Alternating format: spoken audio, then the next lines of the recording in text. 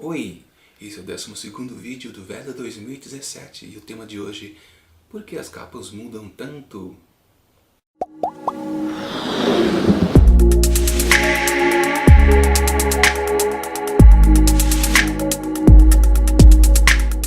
Uma coisa que eu acho bem curioso quando eu passei pelas lojas virtuais procurando algum livro para comprar é que eu percebo que algumas capas variam lá do mercado internacional para o nosso, aqui no Brasil, né?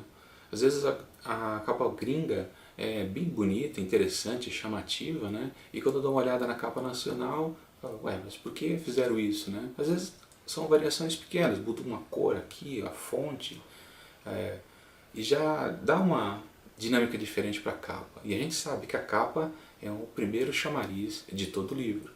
Então vamos dar uma olhada no site para ver as capas diferentes entre cá e lá. Essa é uma das capas que me chama a atenção ultimamente sobre a decisão de mudar alguns itens pequenos na capa, mas que já faz um grande efeito. Aí, o Trono de Vidro, da Sarah J. Maas. Essa é a capa americana, que basicamente é a mesma coisa, tem a figura da protagonista, mas o fundo, por ser branco, dá uma mudada completa na percepção visual da capa, né? Perde todo o impacto que a capa original tem. Inclusive, o título do livro fica prejudicado, né? O Trono de Vidro, que está em branco, ele fica quase imperceptível. O pior é que isso também acontece com os livros seguintes da saga, como, por exemplo, Coroa da Meia-Noite, que tem um fundo predominante laranja, e no nacional continua o branco, estragando a composição. Pelo menos dessa vez o título está em destaque, né? Eles deixaram em vermelho as letras, enquanto que no original está em branco, porque, claro, fica melhor com o fundo laranja, o contraste é maior. No terceiro volume, também é a mesma coisa. Olha lá, verde. Fundo verde, destacando bem a figura da protagonista, e vem no nacional e, tcharam, um desastre. Perde o impacto novamente, a figura dela fica esvaziada na capa. É uma opção da editora, a Galera Record, fazer o quê? Mas eles também têm um outro título, também da Sarah J. Maas, que eles fizeram também uma alteração e dessa vez muito mais significativa, que é o Corte de Espinhos e Rosas. A capa tem um fundo predominante roxo, com vários grafismos e em destaque, em bom tamanho, o título do livro. E o original, completamente diferente, fundo vermelho com a figura da protagonista, espinhos aparente e a tipografia também diferente da capa nacional. Por curiosidade, eu peguei a edição francesa, e olha só, quase igual, e nas três capas a tipografia é diferente. Entre essa original com a figura da protagonista e a nacional só com o título, eu até prefiro a nacional. Eu acho que dá um clima melhor. Na continuação dessa série, que é Cortes de Névoa e Fúria, também mesmo esquema, tem uma cor predominante ao fundo e algum grafismo em volta do título, que também não combina com o original. Desta vez com fundo azul e a protagonista também não muito aparente. Chama a atenção a opção da editora de ser mais radical ainda do que da outra série. Agora destacando uma capa que quase não varia de lá para cá. Por exemplo, a Rebelde do Deserto, da Alvin Hamilton. Esse bonito grafismo com um toque oriental em volta do título. Uma capa bem chamativa, as cores são vibrantes. E no nacional, a mesma coisa, só está traduzido o título, obviamente. E aqui a gente já percebe um detalhe que muda muito a concepção da capa. Se você vê o original, título Rebel of the Sands, está mais compacto. Já o nacional, ele é mais alargado. Esse é o azar da tradução, que às vezes atrapalha todo o design concebido, né? E continua no volume 2, A Traidora do Trono. Também um motivo oriental em volta, e o original também é a mesma coisa. Não dá nada. Até que nesse caso o conjunto das letras que compõem o título não fica tão diferente do original para o nacional, embora ainda fique um pouquinho espaçado em português. Como curiosidade, tem essa outra capa que eu achei, a Rebelde do Deserto, que se assemelha muito com um Trono de Vidro, mesmo tipo de concepção. A protagonista toda de frente ocupando toda a capa. Na Traidora do Trono também, a mesma coisa. De novo, eu prefiro as capas com apelos gráficos, tanto a Rebelde do Deserto quanto a Traidora do Trono. Agora outro exemplo de sutis mudanças, com o título fera da Bree Spengler. Essa aqui da editora seguinte. Bom, para começo, né, o título fera ele não está muito legível. Tem muita gente que não consegue ler de primeira que está escrito fera. O traço da letra F se confunde com o E. A pessoa dá para se enrolar, dá para até ler um fora aí se você olhar meio torto.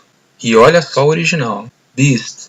Olha só que diferença. Não tem problema de leitura. A composição está melhor da palavra, não tem uns espaços inoportunos como tem no nacional, né? Reparem também que teve a troca da tipografia e eu acho que até que prejudicou, ela está mais fina do que no original.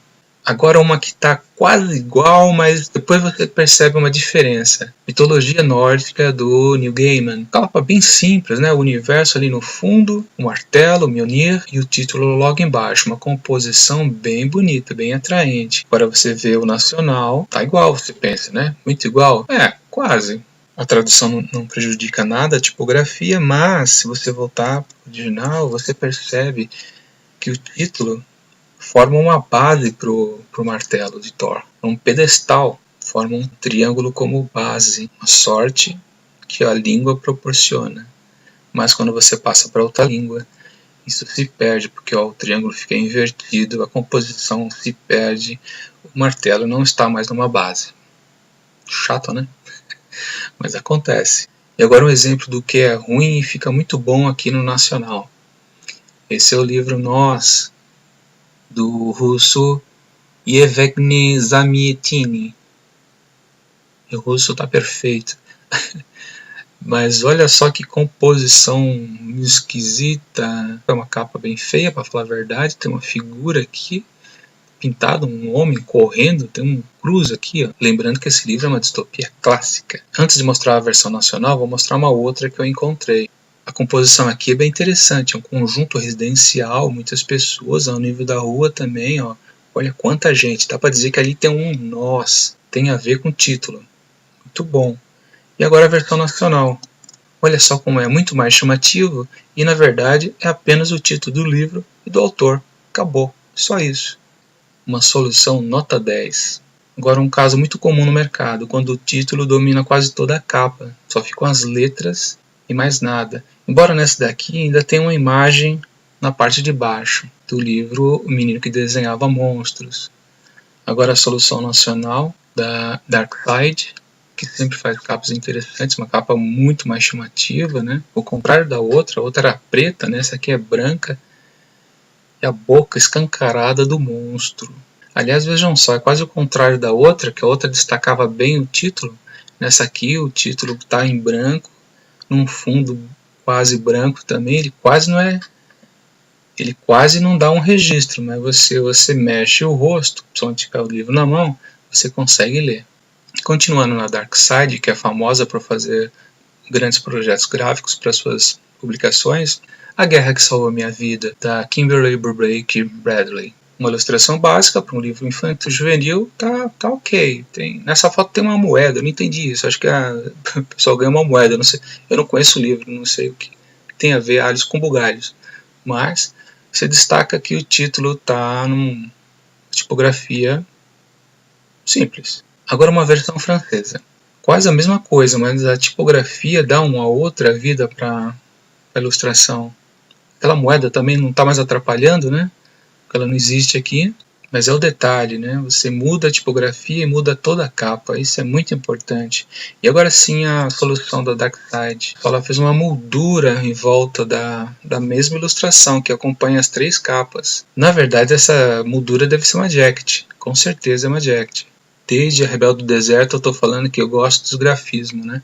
Essa aqui, O Mundo de Sofia, do Justin Gardner. Esse aqui é o caso da capa padronizada. Outros títulos, com o objetivo de outros títulos do mesmo autor seguir a mesma linha. Como é o caso do O Dia do Coringa. Predomina uma faixa sobre uma cor dominante. Aqui no caso, azul, verde e na outra, o laranja. E um exemplo de edição lá fora é essa aqui, francesa. Muito bonita essa aqui também. Mais bonita que a nacional. E olha só essa capa americana, que é até mais bonita do que a francesa.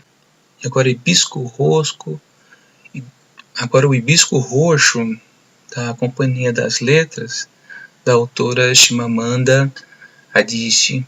É um visual muito interessante também, bem atraente, título bem discreto, título e nome da autora, um fundo com vermelho, azul e roxo. Eu não tenho certeza, mas esses roxos devem ser pedaços da flor hibisco. Olha só essa edição francesa. É puro grafismo e cá entre nós é meio esquisito. Não entendi. E tem essa outra capa que eu achei também, ó, que essa cai num problema grave, que é colocar uma figura humana. Tem muita gente que não gosta de ver fotos de pessoas reais em capa de livro. E eu concordo com isso, porque eu acho meio estranho você associar uma figura humana de verdade com um personagem de ficção. Há uns grafismos coloridos na parte inferior, mas a capa está toda em tons de cinza, o hibisco, o roxo está cinza. Tá esquisito isso. Decididamente não é uma capa boa. E uma coisa curiosa, quando eu estava procurando mais capas desse título, eu me lembrei da Cor Púrpura. Uma capa bem simples da José Olímpio, comparando com a outra, da Hibisco Roxo, né, que tirou o roxo da capa, deixou tudo cinza. Aqui o fundo é cinza, mas a cor púrpura predomina, uma solução muito melhor. E para comparar, uma coisa esquisita que vem de fora. Olha só que desastre. Essa foto em PB para representar a protagonista, mas só aparece o pé dela e as flores ali. Não aparece direito. Um horror. Mas, para compensar, tem essa aqui francesa, olha só que bonito. Também muito simples, mas muito eficiente, valorizando o título e a cor. Aqui um classicão do Daniel Defoe, Robinson Crusoe, uma edição da Penguin Company, que sempre mantém um padrão nas suas edições, na parte inferior da capa, sempre é igual, essa tarja branca e preta, e acima uma ilustração referente à história, no caso, um mapa da ilha. Não é muito interessante. Mas comparando com a versão gringa, olha só. Bom, mas aí tem o Robinson Crusoe e o Sexta-feira. Só que o problema é que a ilustração é horrorosa. Aí não dá, né? E para terminar, falando em ilustração, eu peguei um exemplo de uso de ilustração. Também usando uma edição da Penguin, o Mo Flanders, e também é do Daniel Defoe. Para quem não conhece, é a história de uma prostituta, e na capa se usa uma gravura de uma profissional. É uma imagem bem bonita, é uma imagem PB bem bonita. Uma versão que eu achei aqui também segue o princípio de mostrar uma ilustração de uma trabalhadora. E a versão nacional é da Kozak Naif, da afinada Kozak Naif, que sempre produziu capas muito boas, como essa aqui também. Também segue o mesmo princípio, usar uma gravura de uma profissional.